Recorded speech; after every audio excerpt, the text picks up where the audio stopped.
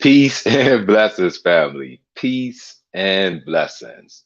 And thank you all who tunes in and shares some of your very valuable time. And I want to open up. In the name of Allah, the Beneficent, the Merciful, I bear witness that there is no God but Allah, who appeared in the divine person of Master Fa Muhammad. I further bear witness that he raised for us a leader, teacher, and guide, a divine messenger in the person of the most honorable Elijah Muhammad. I can never thank these two enough for leaving behind for me and my generation a teacher to continue on to bring us into the remembrance and the reality that our Savior has arrived. And this divine leader, teacher, and guide is none other than the Honorable Minister Louis Farrakhan. In these three great names, I greet you in the greeting words of peace. Salam alaikum, family. Thank you all for tuning in. I pray that these brief words find you in the best of your health, your life, and your power. And I pray that it is on purpose because life is on purpose. And when we are leading a purposeful life, we are truly living a blessed life. And today I have some great news that I wanted to share with you. Where in the Nation of Islam, we have the believers unity fast, right? Where we fast for the next 3 days, starting, this will be our last meal tonight. And we won't eat again until Sunday's dinner. And in between, we are just permitted coffee and water. And we hear about all of the wonderful aspects of fasting, right? We, from the religious aspects to the medicinal aspects, we've been taught about this for years. That's not the issue. The issue comes in us being able to successfully complete a fast, whether it's 24 hours, 48 hours, or 72 hours. Some of us struggle with 12 hours, right? So we want to go into how to successfully complete a fast so I can reap all of those awesome benefits that we are taught about, right? In How to Eat to Live, book number 2, page 54. All praise is due to Allah. It says, fast for 3 days, fast for 3 times 3 days, fast for 9 days, or fast for 27 days. Fasting is good for us. It gives our blood time to cleanse itself, and in doing so, it makes us think clearer. If you make a habit of fasting, you are not going to get sick. Abstain from eating. If you are eating the right kind of food, you can fast. But when you eat again, you will poison your body. Stay away from that which is not good for us. And this sets the stage, along with the other teachings that the messenger gives us on fasting, on why we should fast. So when we are looking at this science of fasting, fasting equals doing nothing, right? Basically, when you're looking at it, you are stopping something and you're doing nothing, right? So in page 49, the messenger teaches us How to Eat to Live, book 2. He says, fasting takes away evil desires. Fasting takes from us filthy desires. Fasting takes from us the desire to do evil against self and our brothers and sisters. We are created of the material of goodness. Therefore, good belongs to us, and it should not be hard for us to turn to our own selves in which we were created. Good. Woo! Listen, so this is where the Honorable Elijah Muhammad is teaching us one of the many benefits of fasting. And he says fasting takes away evil desires. Fasting takes from us filthy desires. Fasting takes from us the desire to do evil against self and our brothers and sisters. We are created of the material of goodness. Therefore, good belongs to us. And it should not be hard for us to turn to our own selves in which we were created. Good. So, if you and I, this is our nature, that goodness, right? But we know through the slave making process and our sojourn here in America, we have been made other than ourselves. So when we are looking at this science of fasting as applied by the teachings of the Honorable Elijah Muhammad, it's not only to stop us from the evil desires against self and our brothers and sisters, but it also unburies, it removes all of that filth that has been added upon us so we can get back into our nature, which is good, right? But when we fast, this is the practice of us doing nothing, right? Of us abstaining from all of the things that have been added to us so we can get to the root of us, which is good. So we can return to our own, which is goodness, because that's our nature, right? So on page 41, the Honorable Elijah Muhammad teaches us fasting is a greater cure of our ills, both mentally and physically, than all of the drugs of the earth combined into one bottle or into a billion bottles. Allah, in the person of Master Fard Muhammad, has taught me that fasting and the right kind of food are the cure to our ills. He has told me there is no cure in drugs and medicine. And this the world is now learning. We can take medicine all of our lives until it kills us, but we are still ailing with the same old diseases. Look at what's happening right now. We just went through COVID. Now you got the monkeypox, and there will be another one after that, just like it was one before that. And all the wow, they have a medication or a vaccine or this or that to go with it, introducing us to newer medications all the time. But we still ail from the same old diseases: heart disease, cancer, respiratory infections. These are what they put on your death certificate. So all of these medications, they don't affect it because the Honorable Elijah Muhammad teaches us that it is our lifestyle that causes us to go through these things. Page 37, the key to better health. He says 1 meal a day and nothing between that one meal will get you a longer life. That is if you eat the proper food. We make ourselves sick. Do not think that sickness is something that just comes by itself, regardless to how we live. It is the way we live that makes us sick.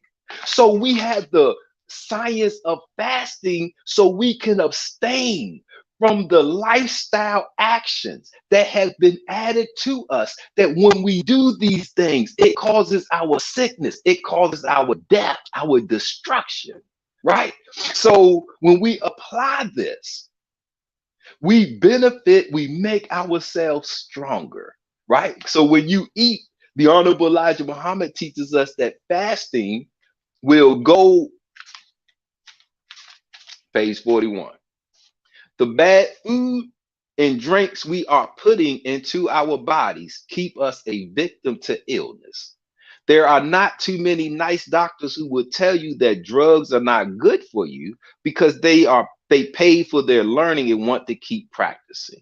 But how to eat to live is what we want to know and have wanted to know all of our lives. Every man or woman wants to know how he or she can prolong his or her life.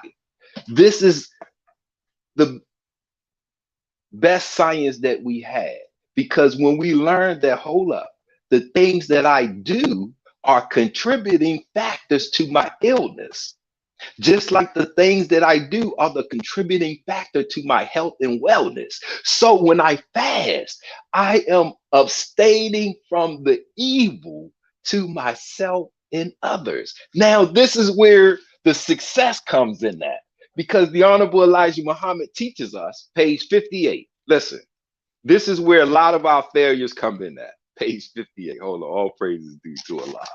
He says, look, because of the fascination of food to the eye, the smell of food, and the imaginary taste of food, we follow our eyes and our taste to our graves by eating the wrong food too often.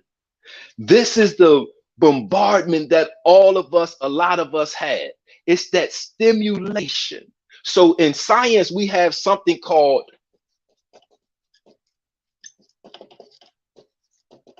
cephalic digestion, right? This is the second stage of digestion.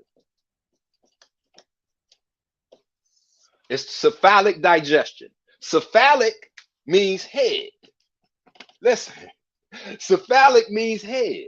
So the second stage of digestion involves your head. It involves this right here.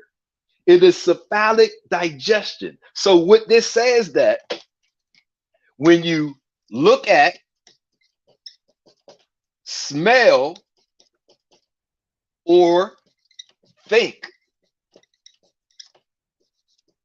about food, you stimulate and you enter into cephalic digestion. Look, the Honorable Elijah Muhammad, he did, man, all praises due to Allah. He prepared us. He gave us the science. It was just up to us to unlock it and to apply it.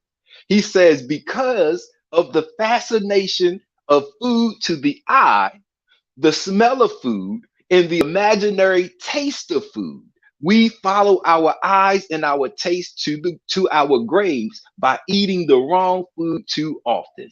So when you look at cephalic digestion, you don't have to eat. The only thing you have to do is to look at, smell, or think about food, and you will cause your body to enter into the state or the act of digestion. What happens, the first stage is mechanical. When you put something in your mouth and you chew your food, mastication, that's the first stage of digestion. Now, you don't have to put food in your mouth to activate cephalic digestion. When you think about food, your mouth starts to water, right? Your salivary glands, they produce that saliva. And when you swallow that saliva, you have put into your body that which you were thinking about or looking at or smelling. Say if you're smelling a hamburger, let's just throw that out there, right? Somebody bought a hamburger around you, man, that smells good. Or not even if you think it, but when it enters into you, now your mouth starts to water. You swallow that saliva. That saliva goes into the stomach and it starts to prepare your stomach for the food. So you go through the same things as if you were eating. Gastric juice is produced. Your body is getting ready for the food that you are smelling, looking at, or thinking about. And this will cause you to get up and go fulfill that need if you don't know how to turn it off. See, this is that stimulation that we will get stuck at because we have five senses, right? So if you remove taste, if you are fasting and you take taste out, your smell, your sight, your hearing, and your touch are going to increase to compensate for the loss of that sense. So when you are fasting, your sensory nerves, your sensory receivers, they are heightened. So when you are in that state of fasting and you are trying to abstain, man, we got to learn how to safeguard that stimulation. Because when you get into this cephalic digestion, your body is going through the art of eating. Your stomach is rumbling. You're going through all of those things that you would is your body wants you to eat because you have started the digestive process. So your body will send you signals to make you want to get up and eat. How do we turn this off? This is happening in our stomach. So if we look at the body, once that cephalic digestion is activated, this is happening in the stomach, in the digestive, that gastric juices will eventually empty the stomach and pass into the small intestines. So this is happening right here. Now, if we look at our body,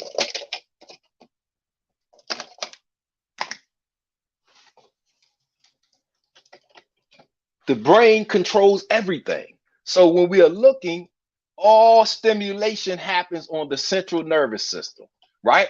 So coming from the brain down to the stomach and down into the intestines are these nerves that innervated, right?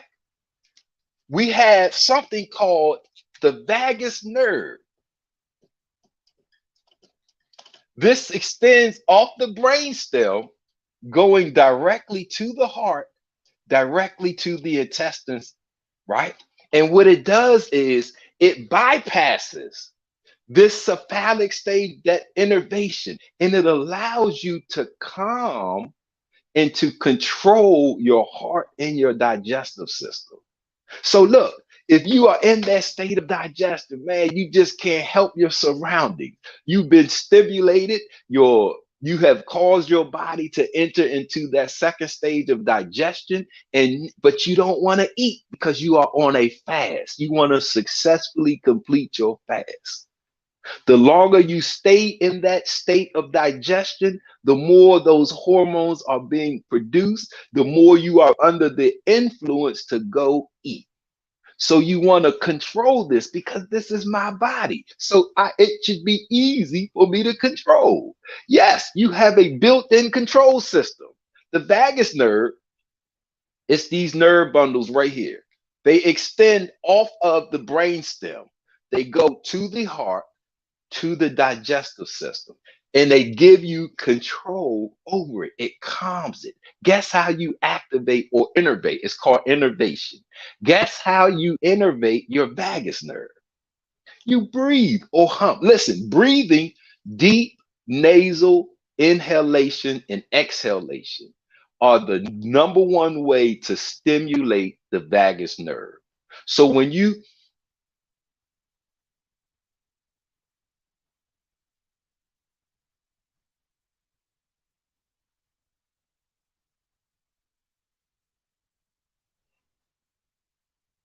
see, that's purposeful action.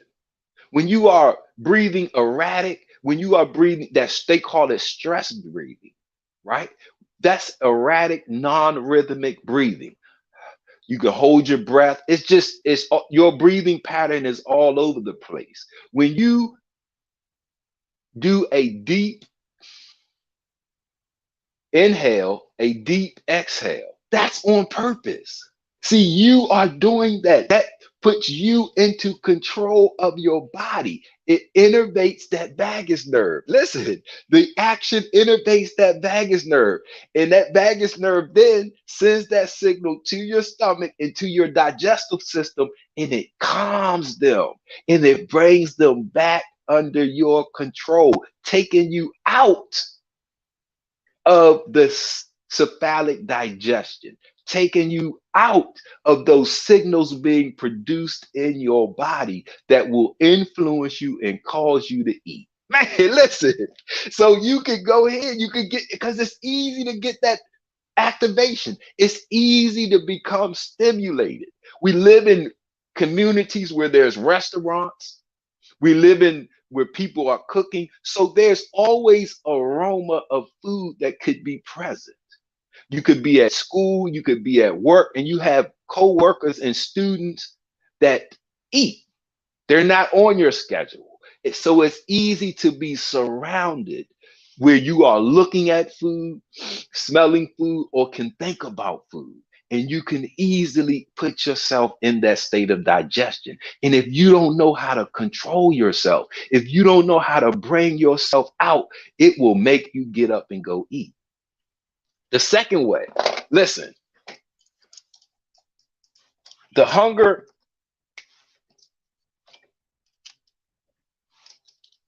Hunger has a hormone.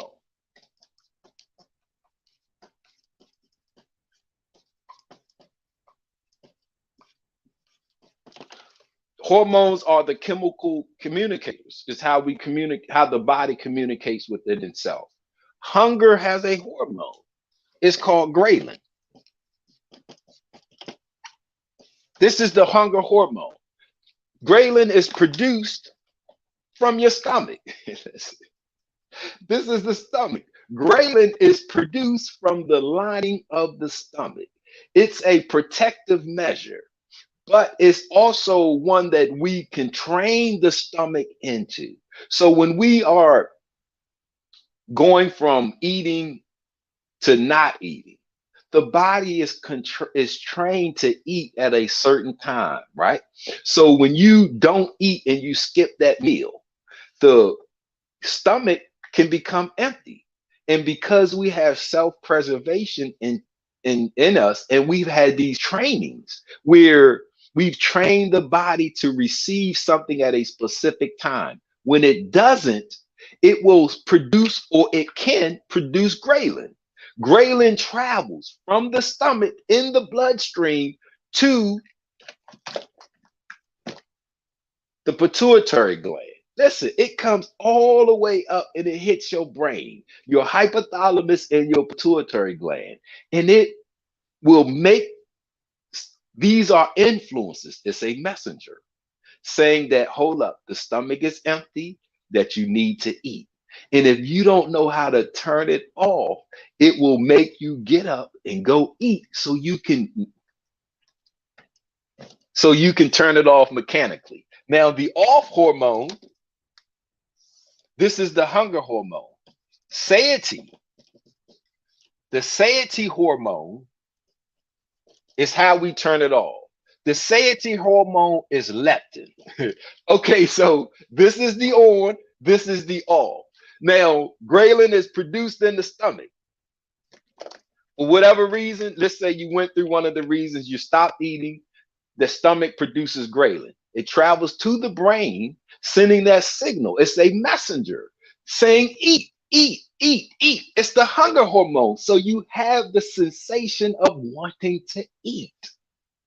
The satiety hormone of leptin is how we turn it off. Leptin comes from the fat in the intestines. So when you eat something and you are going through that state of digestion, the intestines are innervated and they produce leptin. Leptin now says, okay, tells the stomach to stop producing ghrelin. We are satisfied, the satiety hormone. Now, if we don't know how to produce satiety without eating, this is the problem. This is where the problem comes in at, because we don't know how to produce satiety without eating. We don't know how to produce leptin without eating. Satiety is satisfaction. So you get that hunger hormone, right? Your body is, boom, it's hitting you, boom. You're under the influence of the hunger hormone, natural influence. You're under the influence.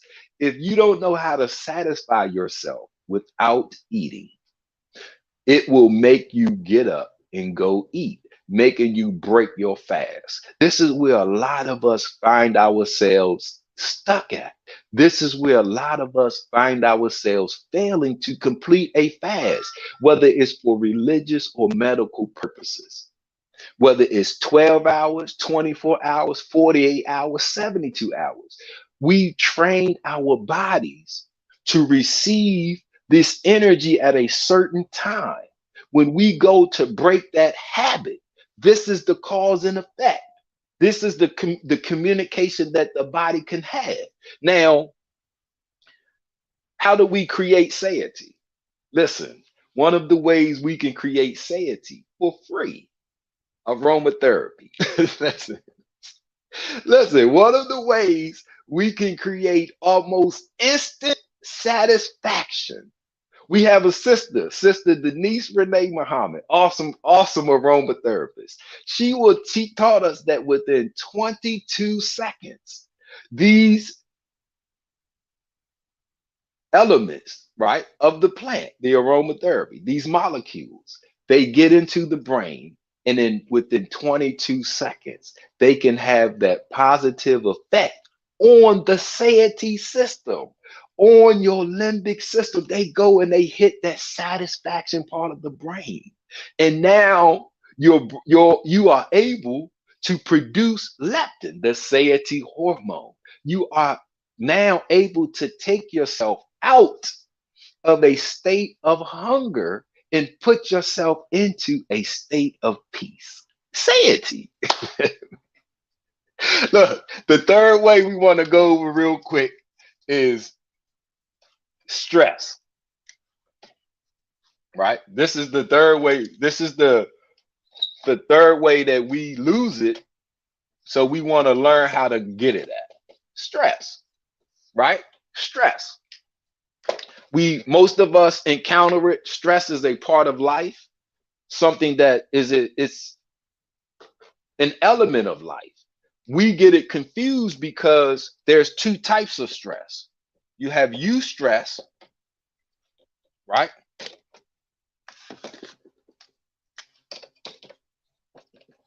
And you have distress. So when we are looking, we have eustress and distress. This is good. This is bad, right? When you go through a state of eustress, this is preparation. This is exercise. This is me doing the things that strengthen me, that empower me, that complete me, right? So I'm putting good stress upon me to make me stronger. If I'm lifting weights, right? That's stress. I'm putting stress upon me to make me stronger. If I'm walking, that's stress, but I'm putting good stress upon me to make me stronger. If I study for a test, that's stress, but I'm preparing myself for success. So that's good stress. Bad stress is when I don't do none of that. Man, Jesus, take the wheel. Oh, somebody help me. When it's dealing with things that I'm already created to control myself, like with fasting. Because we don't know how to control our bodies, we will get these signals and it will make us think that something is wrong. Man, I need extracurricular help. God help me. Jesus help me. Allah help me.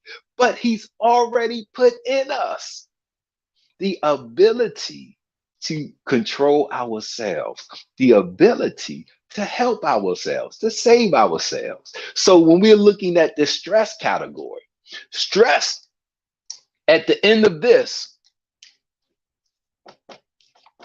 you're satisfied.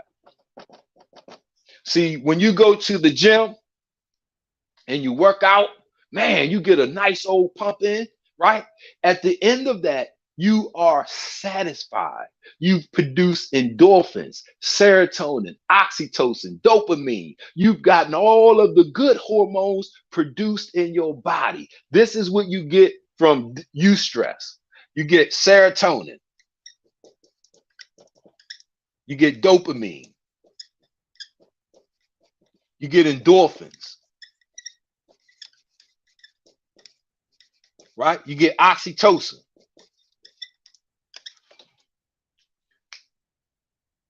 Yes, depending on the activity, you can deplete yourself to where you might eventually need to add nutrients. But because of the chemicals that we receive, because of the hormones that we produce from this action, we've empowered ourselves. We didn't take nothing away. But when you go through distress, see, this is cortisol. This is adrenaline. Yes, this is powerful because this is fight or flight. Yes, it's powerful. Yes, they are powerful, but they are draining. At the end of a distressful episode, you are hungry. You are tired. You are worn out. You might have some anxiety. You might be nervous. You might be depressed because this is so much energy that you are using. It depletes the body. It's taking away these. When you are moving, your body creates these to put in the body. When you are under distress, your body is using these valuable energy sources, and you have to eat to replace them. You have to eat to replace them. Your body will go through you will lose so much. You will even feel smaller, like you shrunk, right? So you will have to eat to bring that back. So controlling stress is one of the ways where we will either be successful or lose that ability to complete the fast, whether it's 12 hours, 24, 48, 72, 9 days, 27 days, whatever your amount is. The body will go through things. The body will produce these signals. If we don't understand it, we can get lost in the translation. And that signal will override my ability to control myself. And I will find myself under the influence of that signal. And I will do what that signal tells me to do instead of doing what I need to do or want to do for myself. So, how do you control this stress? Right? The number one way that we control stress is by breathing properly. Stress breathing, you hold your breath. You erratic breathing, non-rhythmic breathing, fast breathing, too many breaths per minute, excessive heart rate. Heart rate is well over 80 beats per minute. Blood pressure, well over 120 over 80.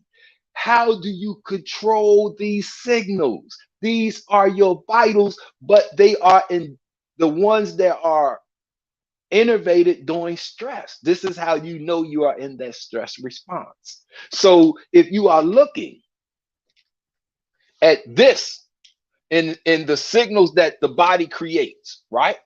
So you have your breathing.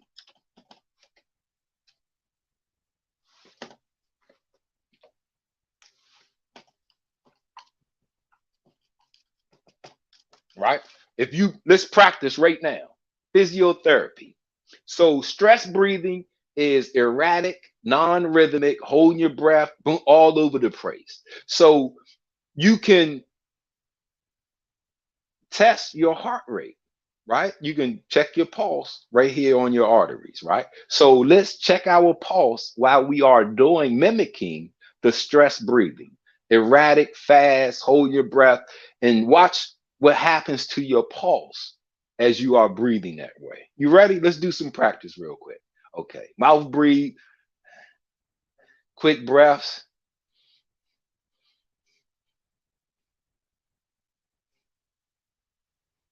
You can feel boom, boom. I feel my heart rate boom, boom, boom, boom. It's all over the place. Boom, boom.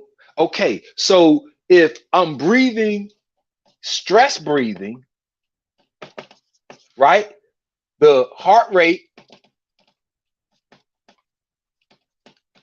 goes up, right?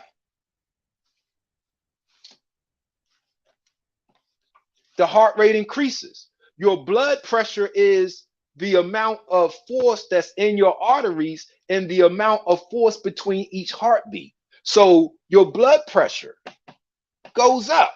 This is off of the stress breathing. Now let's practice controlled breathing. Let's practice peaceful breathing, right? That's in the nose, 4 to 5 seconds using the diaphragm, and then the exhale is 4 to 5 seconds using the diaphragm, right? And then check your pulse and watch what happens. You ready?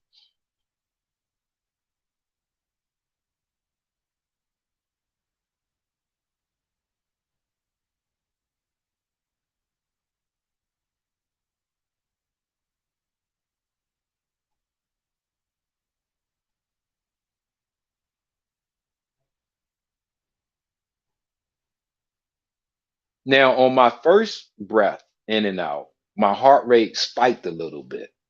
But the more I breathe controlled rhythmic breathing, the more my heart rate becomes rhythmic and controlled. So when I'm doing controlled breathing, right? Heart rate down, blood pressure down. Woo! So listen, I'm effectively, physically controlling the stress response with just my body as it's created to be. See, so these are the three major ways that we interfere or inhibit.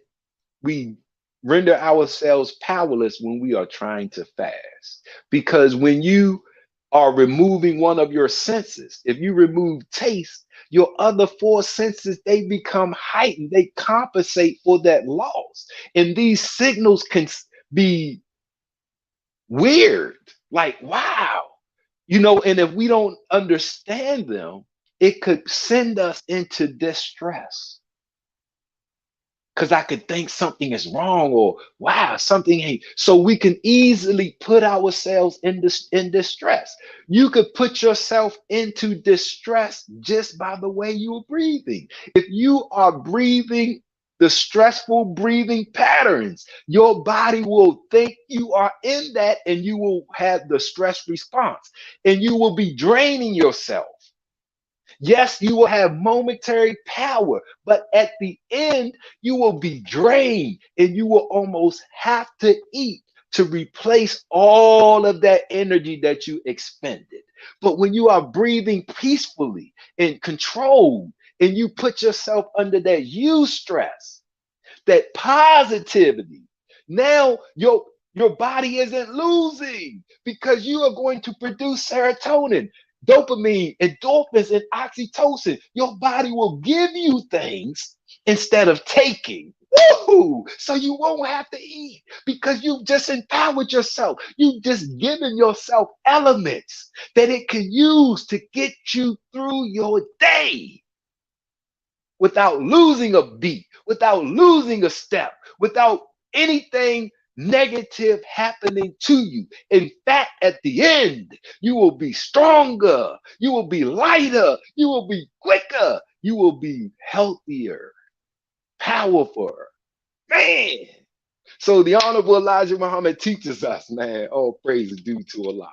Please forgive me of my excitement and my enthusiasm. This is a message that we need right now. Today, we are at the end of this meal today, we will be entering into the unity fast, where we won't eat again until Sunday's dinner, right? And in between, we would just try to strive to eat coffee or drink coffee or water if we need to. But other than that, we want to learn how to control myself. Because if I don't, how long can I live without being able to control my own appetite? So if I can't control this appetite, then I might can't control the mental appetite. Because if I can't control my stomach and my digestive system, how will I control my sexual appetite? How will I control the wants and the lusts that could possibly arise? So the Honorable Elijah Muhammad teaches us. He says, man, listen, fast for 3 days, fast for 3 times 3 days, fast for 9 days, or fast for 27 days. Fasting is good for us. It gives our blood time to cleanse itself, and in doing so, makes us think clearer. See, when you under stress, you got adrenaline and cortisol being pumped through your blood, feeding your body. It's impossible to think clear with adrenaline and cortisol being in your body. This is the stress response. This is fight or flight. The only thing your body is prepared to do is to fight or run. So when we fast, we give ourselves a time to not just come out of this, but now the body is flushing the arteries out. And now we are feeding ourselves with the good hormones. hormones instead of the stressful hormones. When you got serotonin pumping through your blood, you can think clear. When you got dopamine, endorphins, oxytocin pumping through your blood, not only can you think clear, but you are going to produce high value thoughts. You're going to produce the thought of heaven and set yourself in it at once, because here is heaven, here is hell. Woo, man. The Honorable Elijah Muhammad teaches us that heaven and hell are conditions of our minds. These are conditions of your mind. Distress or eustress, heaven or hell. All praises due to Allah, man. Listen. Please forgive me of my enthusiasm and my excitement. As one who applies and reaps the benefits of these beautiful teachings, it's awakened in me life. Where yesterday I was dead, today I am alive. Tomorrow I will be living my abundant life. And as your brother, I don't want to keep this good news to myself. How to Eat to Live. Book 2, How to Eat to Live, Book 1. These are the real life insurance policies, because you aren't paying on benefits to your death. You are building benefits to your life. So no matter where you are at right now, if you apply these, you have the ability to add years to your life. Woo! Man, that's the gift of God. So family, you can get your real life insurance policies. www.noi.org, www.finalcall.com. And guess what? They are only $5. So for $10, you can get the science that will save you and your family and allow you guys to live and enjoy your abundant life. Powerful. All praises due to Allah. Thank you all for tuning in.